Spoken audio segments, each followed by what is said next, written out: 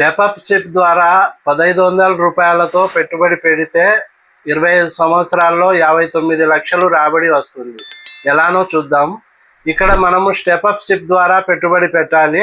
ఇందులో మీరు పెట్టుబడి మొత్తాన్ని ప్రతి సంవత్సరం ఒక నిర్దిష్ట శాతం పెంచాలి.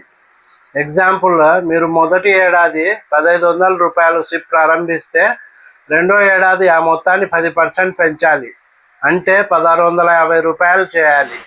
తర్వాత ఏడాది 1815 రూపాయలు అవుతుంది. ఇలా ప్రతి ఏడాది 10% పెరుగుతూ వెళ్ళడం వలన చిన్న మొత్తంతో ప్రారంభించిన పెట్టుబడి క్రమంగా పెద్దదవుతుంది. 25 సంవత్సరాల పాటు మీరు సిప్ కొనసాగిస్తారని అనుకుందాం.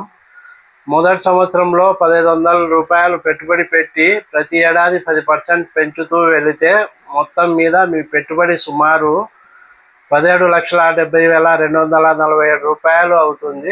ఇప్పుడు మ్యూచువల్ ఫండ్లు సాధారణంగా ఇస్తున్న సగటు రాబడి శాతం 12%గా తీసుకుంటే కాంపౌండింగ్ ప్రభావం వల్ల మీ పెట్టుబడి 59,03,253 రూపాయల వరకు పెరుగుతుంది.